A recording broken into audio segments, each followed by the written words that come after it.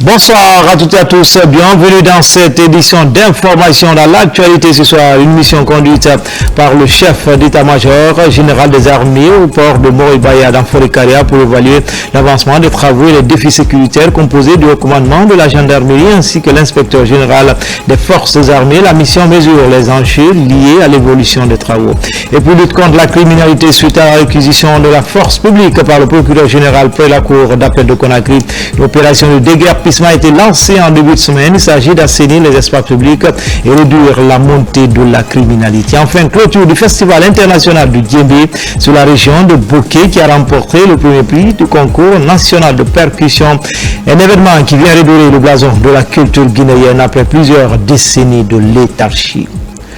Voilà pour le sommaire. Encore une fois, bonsoir à tous. Une mission conduite par le chef d'état-major général des armées au port de Moribaya dans Forêt-Caria pour évaluer l'avancement des travaux et les défis sécuritaires composés du haut commandant de la gendarmerie ainsi que de l'inspecteur des forces armées. La mission mesure les enjeux liés à l'évolution des travaux de ce méga projet Simandou 2040. Oumar Bari. Le samedi 7 décembre 2024, une mission d'envergure comprenant la haute hiérarchie militaire et paramilitaire, des ministères de l'administration du territoire et de la décentralisation, des mines et de la géologie, de l'habitat, de l'aménagement du territoire chargé de la récupération des domaines spoliés de l'État, s'est rendu au port multiservice et multi-utilisateur de Moribaya dans la préfecture de Forêt-Caria. Cette visite s'inscrit dans le cadre du suivi périodique du méga-projet Simandou à travers le comité stratégique du projet Simandou sous l'initiative du président de la République, son Excellence le général Mamadi Doumbouya. Ce projet ambitieux est le principal catalyseur de Simandou 2040, programme hautement stratégique pour le développement socio-économique durable et responsable de la Guinée pour les 15 prochaines années. La mission a été dirigée notamment par le chef d'état-major général des armées, le général Ibrahima Sori Bangoura, le haut commandant de la gendarmerie nationale et directeur de la justice militaire, le général Bala Samoura, ainsi que l'inspecteur général des forces armées, le général Ahmed Diallo. Au cours d'une réunion technique qui a précédé la visite guidée, les échanges ont permis de faire un point détaillé sur les progrès du méga-projet Simandou. Ce projet, qui représente l'un des plus grands gisements de minerais de fer au monde, avec un capex estimé à plus de 20 milliards de dollars américains, comprend principalement 4 composantes. Les gisements de minerais de fer avec les blocs 1 et 2 qui seront exploités par Winning Consortium Simandou et les blocs 3 et 4 par Rio Tinto Simfer. Le chemin de fer du Transguinéen à double voie, long de 650 km reliant les mines de Bela et Kirouane au port de Moribaya. Ce chemin de fer est conçu pour être multiservice, c'est-à-dire capable de transporter à la fois des minerais, des passagers et des marchandises, et est également multi-utilisateur. Le port multiservice et multi-utilisateur de Moribaya, qui représente une infrastructure majeure pour la Guinée, notamment pour l'exportation du minerai de fer provenant de Simandou. Ce port ne se contentera pas seulement du transport de ce minerai, mais sera également un point de transit pour une large gamme de marchandises. Ce projet inclut également la construction d'une aciérie pour la transformation locale du minerai.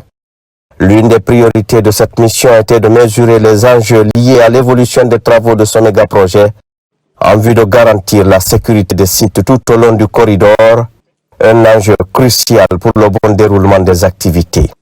En effet, les installations du méga-projet traversent plusieurs préfectures à travers les 4 régions naturelles du pays, parfois situées près des frontières, notamment avec la Sierra Leone.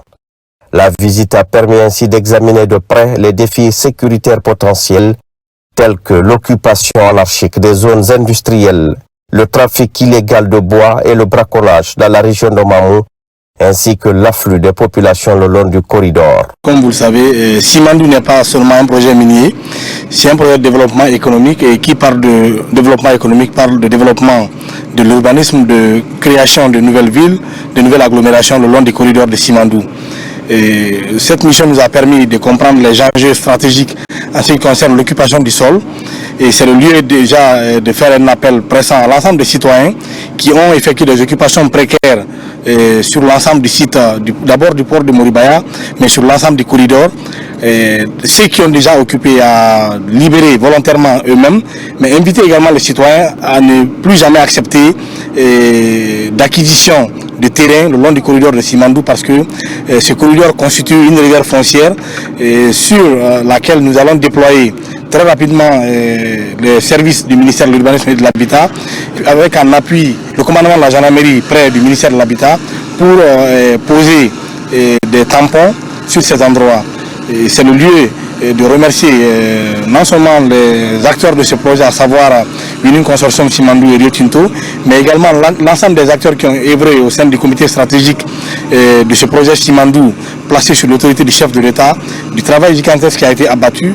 Et nous aussi aujourd'hui, cette visite a permis d'éclairer davantage notre lanterne, mais aussi d'avoir une grande lisibilité sur l'apport de ce projet dans le développement économique et urbanistique de notre pays. On est venu en visite à la demande du président de la République, qui est le chef suprême des armées, avec les forces de défense et de sécurité, et à travers une concertation avec le comité stratégique du projet Simandou et de son président. Compte tenu de l'avancement du projet, il était extrêmement important que nos forces de défense et de sécurité prennent en charge les aspects sécuritaires du projet. Mais pour ce faire, pour pouvoir se déployer, il y a besoin d'une meilleure compréhension du projet, de la structuration du projet, des différentes composantes du projet, mais également des différents acteurs. Et à travers ça, maintenant, il y a d'autres missions qui sont prévues afin de pouvoir sécuriser le projet pour que ce projet soit délivré comme prévu, conformément aux accords, au 31 décembre 2025 et conformément à la convention de co-développement. Et comme vous le savez, ce projet a plusieurs composantes qui se traduisent dans la vision, le programme Simandou 2040, notamment les aspects infrastructurels.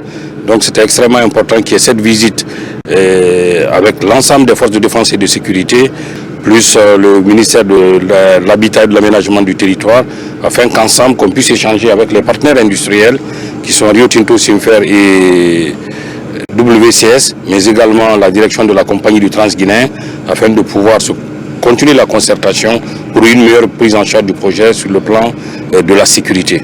Le général Ibrahima Sori Bangoura, chef d'état-major général des armées, a souligné l'importance de réadapter les dispositifs sécuritaires en fonction de l'ampleur du projet et des besoins spécifiques de chaque étape.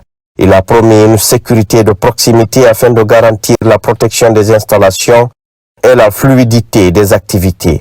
De son côté, le général Bala Samoura a insisté sur le rôle primordial de la sécurité pour la réussite de ce projet, affirmant que l'aspect sécuritaire ne sera pas un frein à l'évolution de Simandou. Auparavant, on avait déjà pris des dispositions parce qu'il y a eu une réunion déjà avec les différents chefs d'état-major. Et je crois que tout ce qui reste maintenant, c'est de mettre en application, et surtout avec l'appui du gouvernement pour les équipements et en matière de financement. Cette visite s'inscrit dans l'esprit de renforcer notre visibilité sur l'avancement du projet Simandou, qui dégage des défis sécuritaires énormes. On a procédé dans un premier temps à une concertation avec le comité stratégique et on a compris dans cette concertation que 2025 va être une année charnière, une année de montée en puissance du projet. Et donc cela ne nous a pas laissé indifférents. Il fallait faire ce déplacement physique sur le terrain, bien entendu s'inscrivant dans l'esprit du chef de l'État, qui ne veut pas qu'il y ait un intermédiaire sécuritaire entre Simandou et les forces de défense. Il veut que cette visite s'inscrive dans la mise en place d'un intermédiaire solide entre le projet Simandou et les forces de défense et de sécurité. Donc on est ici ce matin dans cet esprit, renforcer notre visibilité, évaluer le dispositif existant, mais aussi créer des équipes de travail entre les forces de défense et de sécurité et la partie sécurité du projet, pour que les mesures avant 2025, les mesures sécuritaires soient rehaussées, à tous les niveaux. Le souci de sécurité ne constitue pas un frein dans l'épanouissement de ce projet. Après un travail avec les départements concernés, ainsi que les forces de défense et de sécurité, il était question aussi de venir faire une visite de terrain. Cette visite de terrain consiste non seulement à d'abord prendre beaucoup d'informations sur les lieux, non seulement, et voir quelles sont les modalités d'adaptation de l'évolution du projet par rapport au volet sécuritaire. Et le deuxième volet de cela, c'est encore rassurer aux parties impliquées dans ce projet la détermination du chef de l'État, la détermination des forces de défense et de sécurité à assurer la sécurité des sites et le corridor de manière à ce que ces parties-là soient dans une meilleure sécurité. C'est dans ce cadre-là que nous nous trouvons ici aujourd'hui. Le projet Simandou s'inscrit dans la vision plus large du président de la République, son Excellence le général Mamadi Doumbouya, qui ambitionne à travers Simandou 2040 de positionner la Guinée comme un hub régional incontournable, capable d'attirer des investissements et de jouer un rôle central pour un décollage socio-économique du pays. Le programme hautement stratégique Simandou 2040 incarne une véritable opportunité pour la Guinée de transformer son potentiel en matière première en un moteur de croissance durable, tout en renforçant la compétitivité et la souveraineté économique du pays. Avec des engagements clairs et un suivi rigoureux des travaux sur le terrain, le programme Simandou 2040 va sans nul doute transformer profondément la Guinée en une nation plus prospère et plus compétitive. Le rôle de la haute hiérarchie militaire et paramilitaire, ainsi que des autorités à tous les niveaux sous la houlette du comité stratégique du projet Simandou, est essentiel pour garantir la réussite de cette vision du chef de l'État à l'effet d'assurer un avenir plus sûr et plus prospère pour la Guinée et ses citoyens. L'extension de l'aéroport Ahmed Sékou Touré et la construction du centre directionnel de Koulouma sont des projets phares de la gouvernance CNRD à la tête d'une forte délégation. Le ministre secrétaire général de la présidence s'est rendu sur les deux sites pour évaluer le niveau d'exécution des chantiers. Fatoumata Kourouma. La Guinée s'engage résolument dans la voie du développement socio-économique durable et responsable sous l'impulsion du président de la République, son Excellence, le général Mamadi Doumbouya. Parmi les multiples chantiers amorcés depuis le début du processus de refondation, deux chantiers phares sont actuellement en cours dans le cadre du programme Simandou 2040. L'extension de l'aéroport international Ahmed Sékou Touré et la construction du centre directionnel de Koulouma. Lors d'une visite sur le chantier de l'aéroport international Ahmed Sékou Touré de Conakry, ce mercredi 11 décembre 2024, le ministre secrétaire général de la présidence, le général Amara Kamara, accompagné de l'administrateur général de l'administration et contrôle des grands projets, de la chef de cabinet du ministère des Transports et des cadres de la SOGEAC, a pu constater les avancées de ce projet présidentiel. Le délai prévisionnel est ambitieux, avec une livraison attendue dans les prochains mois, car le respect du planning est une priorité majeure pour mener à bien ce projet d'envergure dans les temps. Ce projet est subdivisé en deux phases. La première phase du projet est à un taux d'exécution de 80%. Le délai prévisionnel pour la réception des travaux est prévu pour le premier trimestre 2025. Et la deuxième phase, les études sont en cours. Et nous comptons démarrer les travaux de la deuxième phase au courant du deuxième trimestre de 2025. Nous allons faire l'expansion de l'aéroport tout en modernisant ses installations. Et une nouveauté dans ce projet, l'actuel terminal a une capacité de 500 000 passagers et le futur projet, le terminal qui est le bâtiment principal, aura une capacité de 3 millions de passagers extensible à 4. Le fret existant a une capacité de 5 000 tonnes. Le futur aura une capacité de 20 000 tonnes avec tous les équipements modernes, c'est-à-dire les quais de débarquement qui ne sont pas dans l'existant, ainsi de suite. Aussi, notre actuelle centrale électrique qui est très important pour le fonctionnement de l'aéroport est aujourd'hui en état de vétusté très poussé. Donc il y aura également une nouvelle centrale électrique, également la tour de contrôle. Sa position n'est pas conforme à la norme, donc on aura une nouvelle tour de contrôle qui répondra aux exigences de l'OACI. Un aéroport est géré suivant une norme. Un avion qui quitte un aéroport européen doit accueillir dans les mêmes conditions que les conditions de départ. Au-delà du respect des délais, le respect des cahiers des charges est également une priorité essentielle pour les autorités. Ainsi, elle veille à ce que ce projet s'inscrive pleinement dans une logique de développement durable. Cette visite qu'on a eue aujourd'hui nous a permis de constater l'avancée des travaux et de s'assurer effectivement que les travaux qui sont effectués sur le terrain répondent aux standards et aux normes. Vous savez, les aéroports sont régis par des standards et des normes internationaux. Donc, raison pour laquelle aujourd'hui on assure un suivi régulier et la supervision des travaux pour s'assurer que le produit fini correspond aujourd'hui à la vision et aux attentes de la refondation prônée par le chef de l'État. Depuis l'avènement du CNRD le 5 septembre, sous le leadership du président de la République, le général Mamadi Doumbouya, notre pays est en train de connaître des projets ambitieux, des projets vraiment structurants. Et c'est dans ce cadre en fait qu'il a été assigné au ministère des Transports de faciliter la mobilité de nos concitoyens et puis d'offrir des infrastructures de transport qui vont permettre en fait de répondre à la croissance de la population. À date, ce projet a bien avancé et il va permettre d'accueillir jusqu'à 3 millions de passagers et donc de permettre aussi à notre aéroport de se certifier. Qui dit aéroport certifié, ça va permettre d'attirer plus de compagnies qui vont venir dans notre pays et donc ça va impacter aussi le coût des billets d'avion qui aujourd'hui restent chers sur le marché.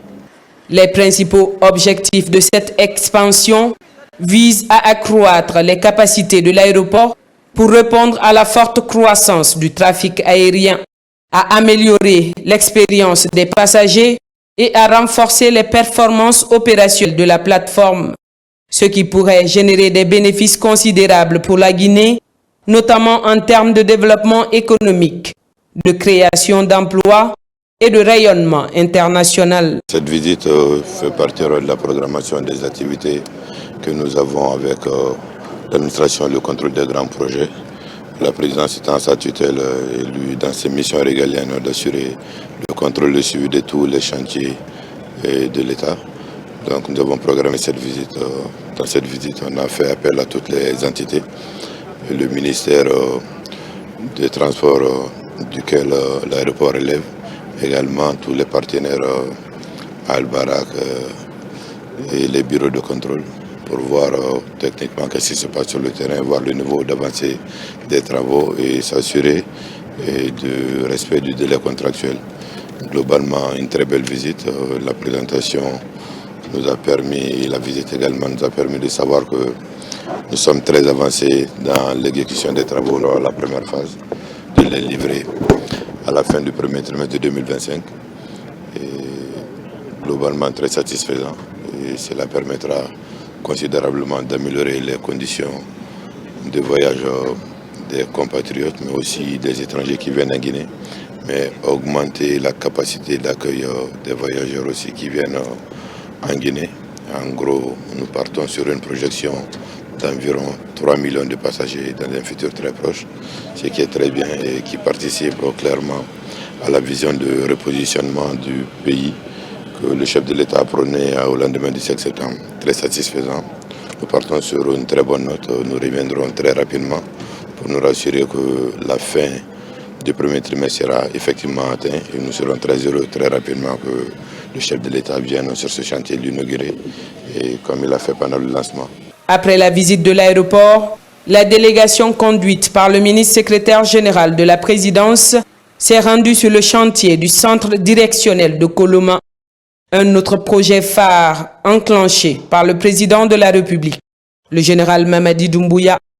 Ce centre, dont la supervision est confiée à la Société nationale d'aménagement et de promotion immobilière SONAPI, regroupera 12 bâtiments administratifs de 7 étages, 2 parkings de 2 étages, un centre de réunion et des infrastructures connexes. L'objectif est d'offrir des conditions de travail modernes et adaptées au personnel de l'État. Ce gigantesque chantier, qui s'inscrit dans le processus de refondation engagé depuis septembre 2021 et la mise en œuvre des 5 piliers du programme Simandou 2040, témoigne de la volonté inébranlable du président Mamadi Doumbouya d'améliorer significativement les conditions de vie des Guinéens.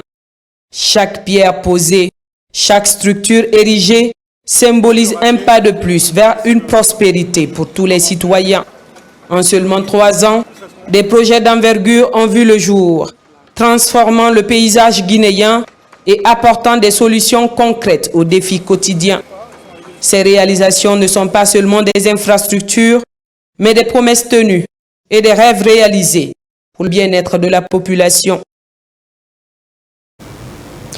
Ce mardi également, le ministre directeur de cabinet de la présidence a reçu le groupe concepteur du projet Comédie musicale, un groupe qui a été introduit par l'actuel secrétaire général du ministère de l'Information et de la Communication, Souleymane Tiangel Diallo, Souleymane Tiangel Ba et notre maestro de la culture guinéenne. Le point avec Achida Abakar Kamanou, correspondant de la presse militaire.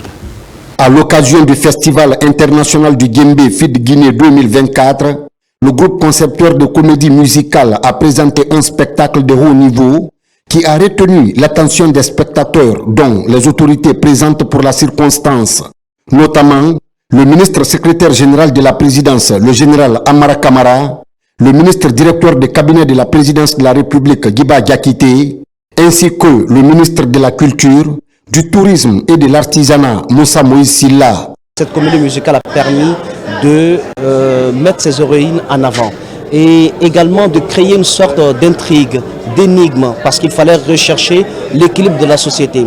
Et vous avez pu voir que le rôle qui a été joué par les différentes actrices, au nombre de 9, pétries de talent, je tiens vraiment à les saluer. C'est un rôle qui évoque la traversée vers la quête de cet équilibre-là. Il fallait traverser monts et vallées. Des forces occultes empêchaient l'avancée de celle qui était donc commise à cette tâche. Mais elle a fini par y arriver et quand elle trouve l'équilibre du monde, cette énigme, cet équilibre c'est bien entendu le programme Simandou 2040. On a vu tout ce qu'il y avait comme énigme venir petit à petit et quand on a vu Simandou, il n'y avait pas de mot à dire, c'était vraiment chapeau.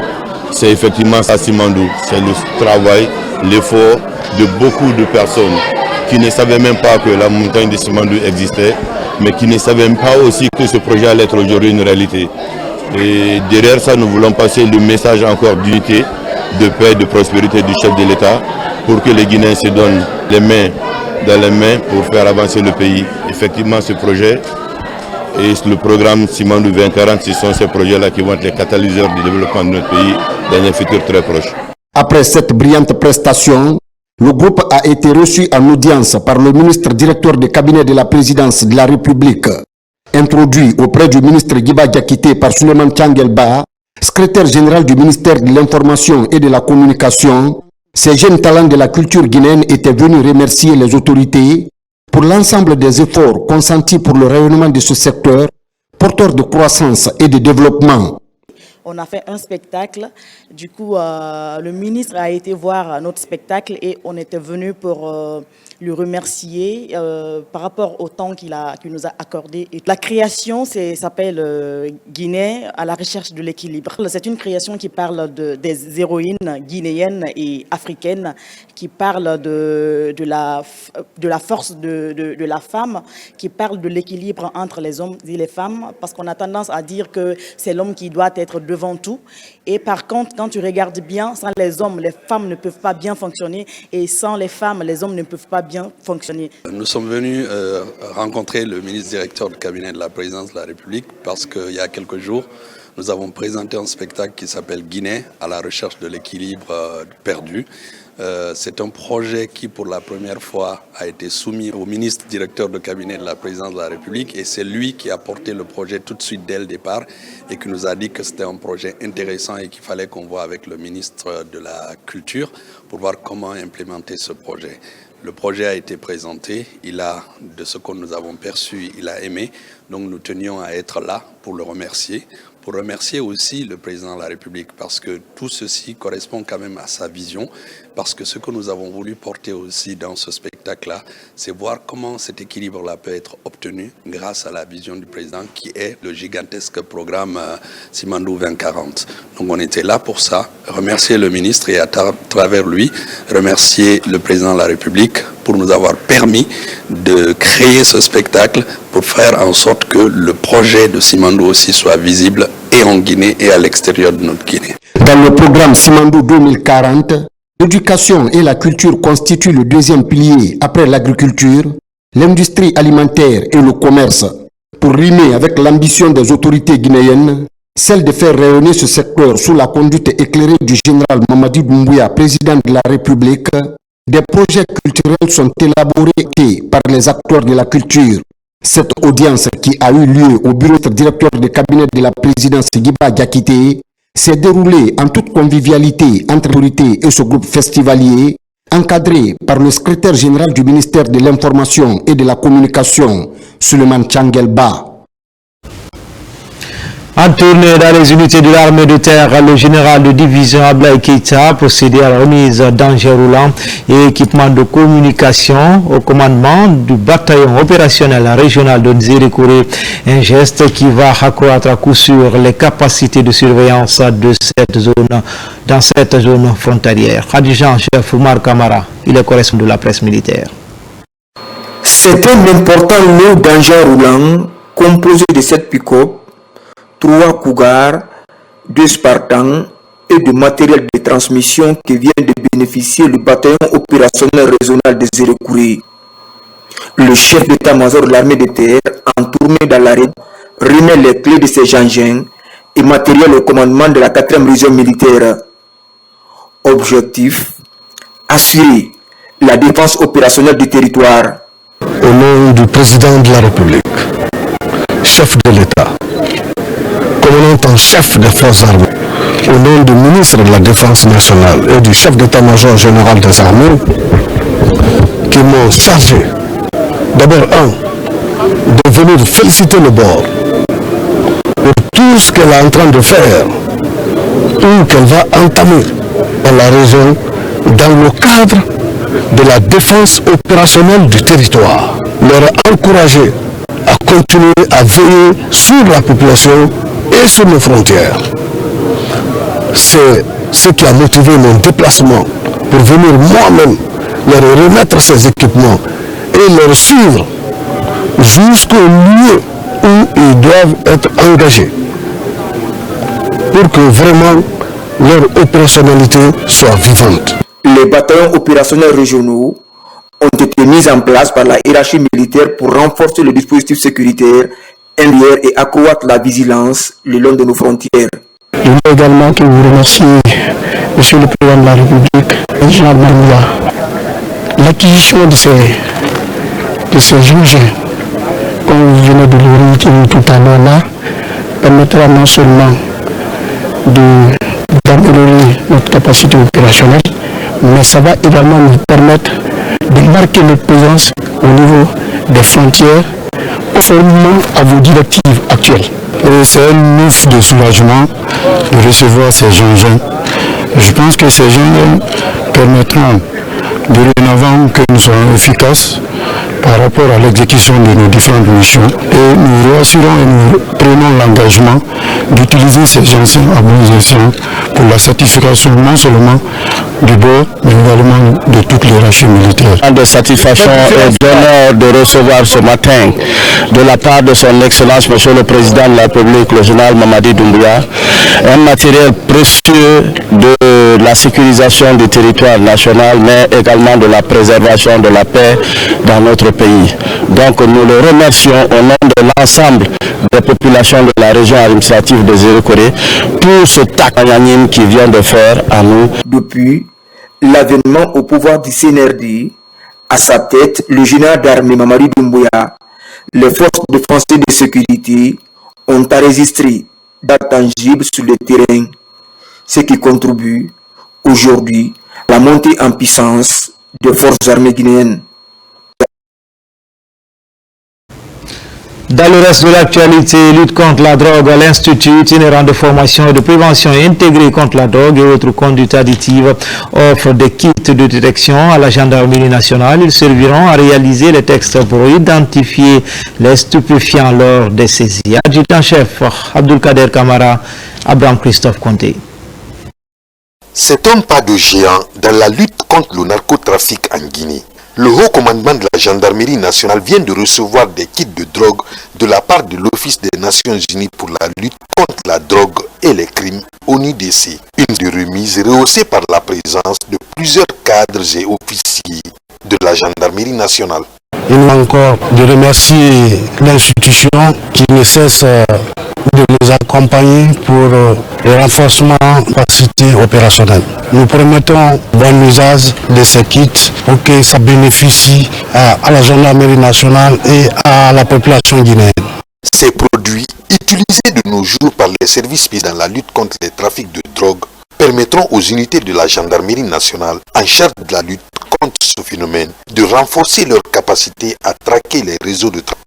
L'Institut itinérant de formation et de prévention intégrée contre la drogue et autres conduites addictives appuie tous les acteurs de lutte contre la drogue dans notre pays. C'est une première étape. La deuxième étape sera de former l'unité anti-drogue dans le cadre de l'utilisation de ces kits. Au nom du haut commandant de la gendarmerie nationale et directeur de la justice militaire, disons merci au donateur qui est l'ONUDC. La drogue, comme vous le savez, est un phénomène transfrontalier avec des conséquences sévères. Nos remerciements vont également à l'endroit du directeur général de l'Institut qui n'a ménagé aucun effort pour que cette remise, qui est la première, soit faite à notre institution.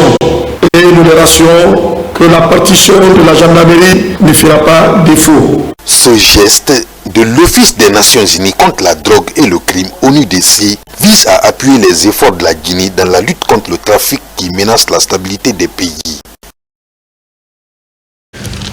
Comme annoncé dans les titres, lutte contre la criminalité suite à la réquisition de la force publique par le procureur général par la cour d'appel de Conakry, une opération de déguerpissement a été lancée en début de semaine. Il s'agit d'assainir les espaces publics et réduire la montée de la criminalité, notamment dans les ports de pêche et débarcadères de Conakry. En compagnie des responsables de la gendarmerie et de la police, le procureur Fallou Doumbouya supervise les interventions. Abakar Hami Kamara. C'est par le port artisanal de Teminetaï que l'opération de déguerpissement a démarré en début de semaine. Les travaux se sont poursuivis au port de Boussra. Partout, des encombrants physiques sont dégagés, ce qui a permis de découvrir par endroits des quantités de drogue.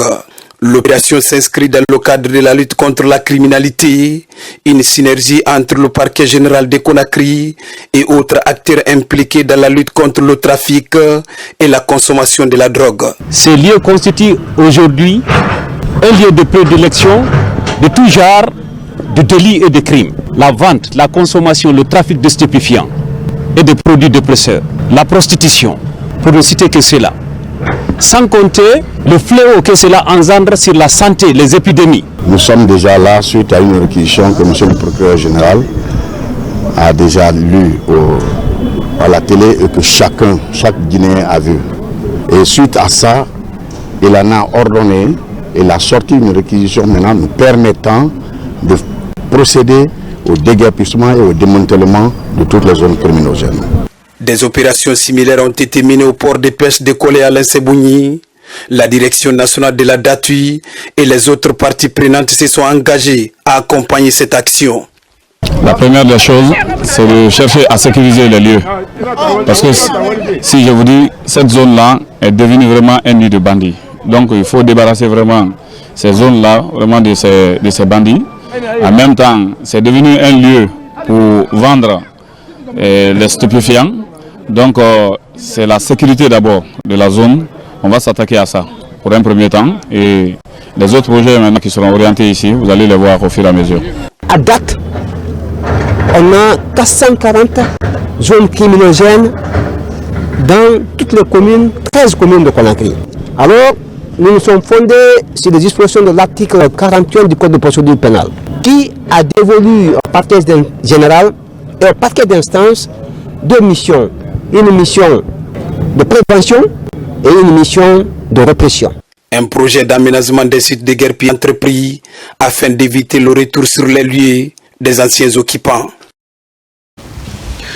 La justice guinéenne rassure les partenaires depuis la conduite du procès du 28 septembre. C'est à ce titre que l'Institut international Syracuse, basé en Italie, accompagne le pays dans la qualification des magistrats et officiers de police judiciaire. Ils sont formés sur les enquêtes et poursuites des crimes les plus graves. Tcherno Younoussaba. Cette formation est destinée aux magistrats et officiers de police judiciaire guinéens. Elle fait suite à l'intérêt suscité à l'international par la décision historique dans l'affaire du 28 septembre. Cet engagement en matière de lutte contre l'impunité a amené l'Institut international Syracuse pour le droit pénal à offrir cette formation sur les enquêtes et poursuites sur les crimes internationaux les plus graves. Les deux programmes qui ont été développés d'abord en Géorgie puis maintenant en Guinée sont des programmes pilotes puisque nous avons vu la bonne volonté, l'envie des autorités guinéennes de former leurs magistrats et leurs enquêteurs pour ces crimes les plus graves.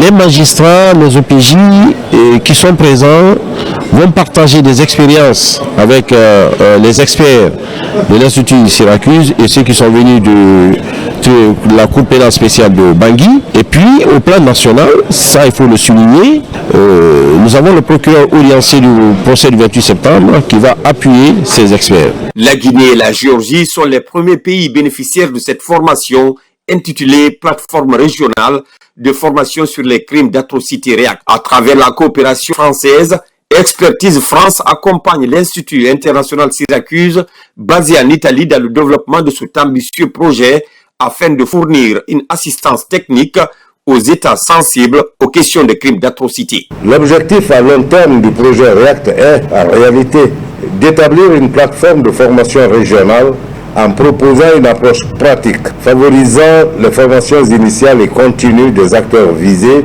notamment les magistrats du siège et du parquet, à partir d'analyses de situations et de cas concrets et une formation des formateurs. Cette formation est animée par des experts comme le procureur de la Cour spéciale de Bangui. Au-delà de la lutte contre l'impunité, ces magistrats et enquêteurs sont préparés à mieux combattre ces crimes avec des enquêtes approfondies et respectueuses des droits humains. Une centaine de Guinéens de retour volontaires de la Libye ont été accueillis à l'aéroport par le ministre des Affaires étrangères après avoir échappé au calvaire libyen. Ses compatriotes remercient le chef de l'État pour son programme de rapatriement, un programme mis en application par le département des Affaires étrangères et soutenu par l'OIM. Makeme Donzo. Ils sont au total 115 jeunes Guinéens, dont 18 enfants et 15 femmes, à rentrer au Bercail ce soir. Pour eux, c'est la fin d'un long chemin de croix. Désormais, ils vont participer activement aux efforts de développement du pays. C'est du moins tout le sens de ce retour après l'immense calvaire subi sur les sentiers libyens et dans le désert. Accueillis par le ministre des Affaires étrangères, Dr Mourisanda Kouyaté, ces jeunes compatriotes se disent tout heureux de pouvoir compter sur leur nation.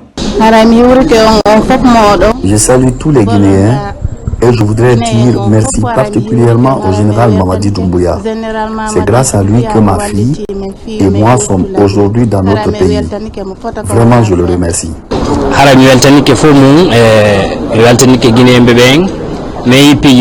Nous sommes fiers d'être Guinéens, nous sommes contents de l'ambassade. Nous savons ce que nous avons subi en Libye. C'est inimaginable. Nous remercions le ministre qui a toujours montré qu'il se soucie de nous. Et nous sommes contents de ce geste du président Mamadi Doumbouya.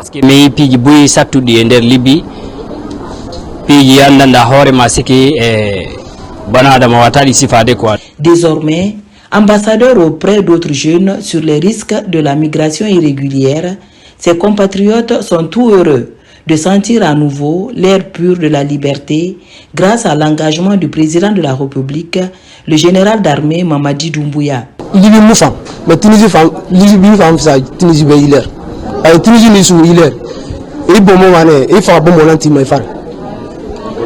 La Libye c'est pas bien, mais la Tunisie c'est pire. S'ils te prennent, ils te frappent et te jettent en prison. On a encore des amis qui sont détenus en prison et ils ne savent pas comment en sortir. Mais d'un fois là, président Mamadi Doumbouya, yo wallito men vraiment no ben donc kadi hettora Guinée de sukabe buyno soki Libye. Nous demandons au président de nous aider, d'aider les jeunes. C'est dur la Libye. On est nombreux là-bas à ne pas avoir de papier. Même notre représentant n'en a pas. Merci au président Doumbouya. Si on nous disait qu'un président pouvait faire ça pour sa population, sincèrement, on n'y aurait pas cru. Le pont aérien est maintenu. Les Guinéens en difficulté, partout dans le monde, sont volontairement ramenés au pays. Le chef de la diplomatie guinéenne y attache du prix. Pour Dr Mourisanda Kouyaté, la prise en compte des préoccupations des Guinéens établis à l'étranger est l'essence première du rôle de son département. Dans l'actualité également, la Guinée va bientôt disposer d'un document de la politique nationale de l'information et de la communication. Acteurs des médias professionnels de la communication sont actuellement en conclave. Ils échangent sur les différentes thématiques devant aboutir à l'élaboration de ce bréviaire de l'espace médiatique en Guinée. Amadou Bailobari, Madi Bangoura. Dans les prochains jours, la Guinée va se doter pour la première fois d'un document de politique nationale de l'information et de la communication. C'est une initiative du gouvernement en collaboration avec le PNUD qui vise à mobiliser et impliquer tous les acteurs dans le processus d'élaboration de ce document. Il va aussi permettre aux partenaires de mutualiser leurs efforts pour relever les défis en fonction des priorités définies par l'ensemble des parties prenantes. La gestion de l'information et de la communication devient un levier essentiel pour renforcer la gouvernance, promouvoir la démocratie, garantir les libertés fondamentales et stimuler le développement durable. C'est dans cette optique que le gouvernement, sous l'impulsion du président de la République, chef de l'État, chef suprême des armées général Mamadi Doumbouya et du premier ministre chef du gouvernement, a initié l'élaboration de la politique nationale de l'information et de la communication. Il s'agit d'un moment de réflexion et de concertation où chacun pourra partager ses idées, ses préoccupations et ses suggestions. Nous devons tenir compte des défis contemporains, l'émergence des nouvelles technologies de l'information et de la communication, l'essor des réseaux sociaux ainsi que l'importance de la régulation des contenus. Le document de politique nationale de l'information et de la communication tient compte de la vision déclinée dans le programme Simandou 2040 et sera un outil qui servira à tous les départements sectoriels. Le projet d'élaboration de la politique nationale de l'information et de la communication est le fruit d'une volonté politique exprimée par les autorités à travers le ministère de tutelle et le PNUD s'est engagé à soutenir et d'accompagner cette initiative. Mesdames, Messieurs, dans un monde en constante évolution où l'information et la communication sont un enjeu stratégique de premier ordre, il est important pour la Guinée de se doter de cette politique. C'est le cadre stratégique de l'activité de tous les acteurs du secteur de l'information et de la communication. Et comme vous le savez, l'information et la communication ont une grande incidence sur la société. Une mauvaise communication peut entraîner des troubles dans un État. Donc, au regard de ces exigences, de ces contraintes, on ne peut pas continuer à naviguer à vue dans le secteur de l'information et de la communication. Cet atelier prévu du 11 au 12 décembre réunit des professionnels de la communication et les hommes de médias publics et privés, tous engagés à matérialiser cette initiative pour mieux répondre aux exigences du monde contemporain. Pour l'ancrage de la paix et le vivre ensemble en Guinée, le gouvernement a initié la semaine nationale de la citoyenneté et la paix, 5e du genre. Elle est placée cette année sous le thème « Asseoir une citoyenneté démocratique responsable pour construire une Guinée nouvelle ». L'idée est d'amener les populations à prendre conscience de leur contribution au processus de développement. Amadou Touré. C'est le lancement de la 5e édition de la Semaine nationale de la citoyenneté et de la paix, SENACIP. Elle est placée sous le thème « Asseoir une citoyenneté démocratique responsable pour construire une Guinée nouvelle ». L'objectif à travers ce thème est d'amener les populations à prendre conscience de leur contribution au processus de développement de la Guinée. Qu'il me soit permis, avant tout propos, de m'acquitter d'un devoir de reconnaissance à l'endroit du président de la République, le général d'armée Mamadi Doumbouya, pour sa lumineuse vision de créer une agence nationale pour la promotion de la citoyenneté et de la paix, en vue de mettre à l'honneur les valeurs fondamentales indissociables de la vie en société et favoriser une prise de conscience citoyenne en Guinée. La CENACIP constitue pour la jeunesse guinéenne une période de réflexion, de renouvellement de notre engagement envers la paix et le renforcement de la cohésion sociale. En tant que porte-voix de toute la jeunesse guinéenne, en ma qualité de président du Conseil national des jeunes, je souhaite souligner notre rôle indispensable dans la célébration de cette semaine. Depuis ce 11 décembre jusqu'au 17 du même mois, des séances de sensibilisation seront organisées par les cadres de l'Agence nationale de promotion de la citoyenneté et de la paix en rapport avec ceux du ministère de la Justice et des droits de l'homme sur le respect et la valorisation de nos signes et symboles qui constituent notre identité. Il a été constaté par tous depuis quelques années la recrudescence des actes d'incivisme à travers des violences, les défiances des autorités, le développement de la justice privée, les revendications de plus en plus violentes, pour ne citer que cela. La citoyenneté réfère à un ensemble de valeurs, de normes et de comportements qui régissent la relation entre l'État et les citoyens. Cette relation est basée sur la participation active et patriotique des citoyens à la vie publique, le respect des lois et des institutions ainsi que l'exercice responsable des droits et libertés. La Semaine nationale de la citoyenneté et de la paix CENACIP est aussi et surtout une initiative de mobilisation citoyenne pour une promotion des valeurs civiques et républicaines, socle du vivre ensemble et de la cohésion sociale. Une année après le drame du dépôt central des hydrocarbures de Kaloum, le rapport d'évaluation de l'impact de cette tragédie est présenté au gouvernement et à ses partenaires, notamment le PNUD et la Banque mondiale. L'exercice est piloté par le ministère du Plan et de la Coopération internationale à travers l'Institut national de la statistique qui a produit un document de 69 pages. Mamadi Tema Kamisoko. Dans moins d'une semaine, la Guinée se souviendra de l'un des pires chocs de son histoire. Il s'agit de l'incendie du dépôt des hydrocarbures de Kaloum, intervenu dans la nuit du 17 au 18 décembre 2023.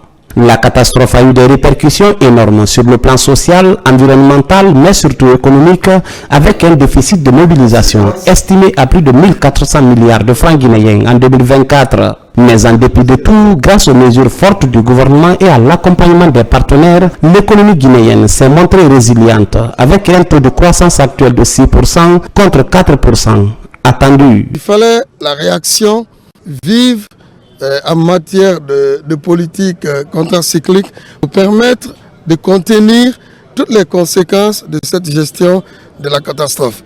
Donc le président, le général Mamadi Doumbouya, avec l'ensemble du gouvernement, a essayé de mettre en place des mesures anticycliques à l'effet de contenir les conséquences sociales, économiques, les conséquences en termes de finances publiques.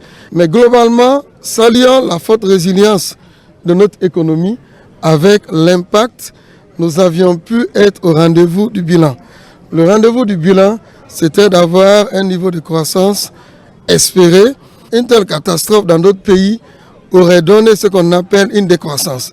Mais la Guinée a pu résister au choc pour aboutir à un niveau de croissance positif. L'objectif général de cette étude est d'évaluer les impacts socio-économiques et environnementaux de l'incendie du dépôt d'hydrocarbures de Kaloum afin de fournir au gouvernement et aux partenaires au développement les informations fiables et actualisées d'aide à la prise de décision et de mettre ainsi en place des stratégies appropriées de soutien aux ménages et aux entreprises impactées.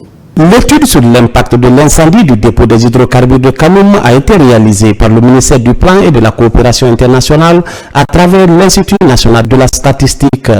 La Banque mondiale et le PNUD, deux partenaires clés du pays, ont accompagné le processus, complété par l'étude analytique sur la pauvreté. Il faut tirer les leçons de cette catastrophe et mettre en place des mesures de prévention, des mesures de gestion des risques de catastrophe et puis aussi penser à comment nous pouvons poursuivre le relèvement au niveau des populations affectées par cette crise. Il y a eu des mesures qui ont été prises par la Banque mondiale comme mesure de riposte face à cet incident malheureux.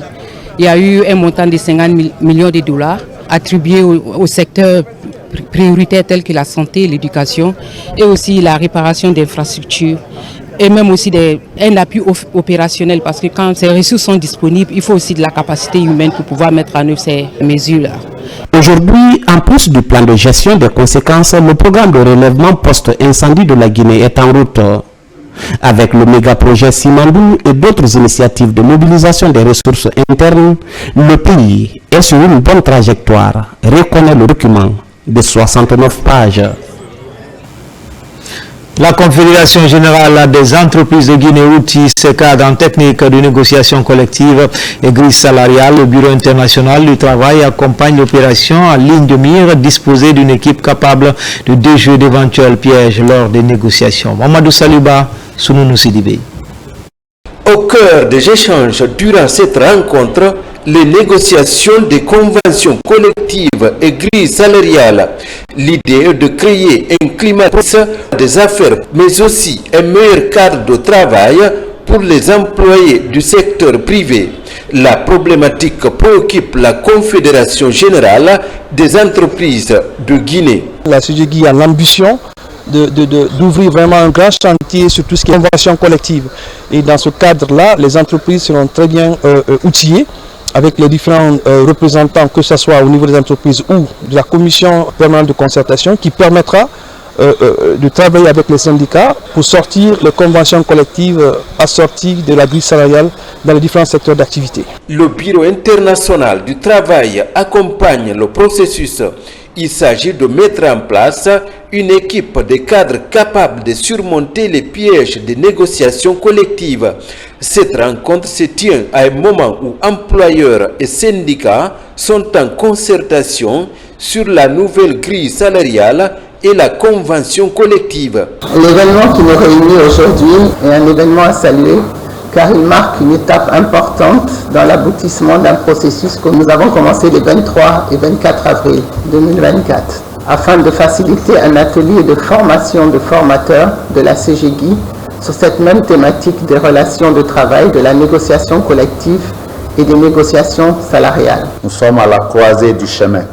Nous avons besoin de participer pleinement à la formulation des politiques publiques, à leur élaboration et à leur mise en œuvre d'une part. D'autre part, nous avons pour vocation de représenter les intérêts professionnels de nos adhérents auprès des pouvoirs publics, du syndicat des travailleurs et des organisations sœurs.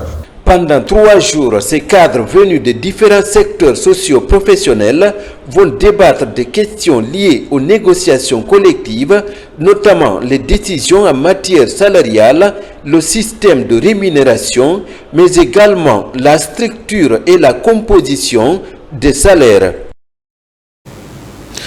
Enfin, clôture du Festival international du djembé, c'est la région de Bokeh qui a remporté le premier prix du concours national de percussion, un événement qui vient redorer le blason de la culture guinéenne après plusieurs décennies de léthargie. Le club de fin a eu lieu à la plage de Kamayena. Les échos avec Mamadou Djoumaba, Bausman. C'est le couronnement de 5 jours de vibration au rythme et sonorité du concours national de percussion qui s'est tenu ici à la plage de Kamayena en marge du Festival international du djembé. Un événement d'éclat, riche de couleurs et de contenu. La compétition a mis aux prises les représentants des 8 régions administratives de la Guinée. Les résultats sont proclamés à cette cérémonie de clôture. Avec 8,20 sur 10, Bokeh premier. Nous sommes très contents ce soir par rapport à cette victoire, presque à la première édition du Festival international de Djembé. Nous remercions nos doyens que nous avons laissés à Boké et nous rendons un vibrant hommage à nos doyens qui sont actuellement malades, Kele Fandiaï et Bangoura Batafon. Cette édition a mobilisé les festivaliers de 15 pays sur 18 invités. Un moment d'échange et de partage d'expériences qui contribue au rayonnement du patrimoine culturel guinéen à l'international. Après avoir démontré la souveraineté des imaginaires, démontré que les imaginaires se fabriquent, c'est qu'il faut les faire circuler, ces imaginaires. Vous avez invité 18 pays à venir à ce festival. Et je suis sûr qu'ils auront tous pris avec eux une petite part de la Guinée pour enrichir leur propre création artistique. Et nous allons nous employer, nous en avons discuté, à faire circuler ces imaginaires et tous ces artistes magnifiques qui se sont produits ici sur cette scène. Cette cérémonie de clôture est marquée par la remise des instruments d'orchestre au Bembea Jazz National. Un acte fort du chef de l'État qui permettra au groupe mythique de prester en tout temps et en tout lieu. Je tiens à vous passer un message, celui du général Mamadi Doumbouya, le président de la République. Il est le premier ambassadeur de la culture guinéenne, celui qui fièrement arbore le textile local, l'épinglette du branding guinéen partout où il se rend dans le monde. C'est pour dire que pour sa culture, il n'a aucun complexe. Raison pour laquelle il a chargé l'équipe du ministère de la Culture de faire un travail laborieux sur l'ensemble de nos formations artistiques et culturelles. Nos formations orchestrales qui ont fait les beaux jours de notre jeunesse. À Conakry comme à l'intérieur du pays, beaucoup d'entre elles sont à l'agonie, certaines ont disparu. Le président de la République nous a chargé de les réveiller, de les sortir de leur coma et de les remettre sur pied. Ce soir, je suis très heureux de vous annoncer que le président de la République offre donc au Bembea Jazz cet orchestre complet pour leur permettre de vivre leur art. Aujourd'hui, je peux dire que c'est plus qu'un orchestre, parce que ça performe même dans un stade. Donc merci beaucoup à nos ministres. Si nous avons ça aujourd'hui, notre ministre, ça parle dans l'air, on dit salut. La même dynamique va se poursuivre pour ressusciter les orchestres qui ont autrefois fait la gloire de la Guinée, a promis le ministre Moussa Moïse Silla. Le Festival international du Djembé s'avère un véritable signe annonciateur du retour de la culture guinéenne en général et la percussion en particulier sur la scène internationale.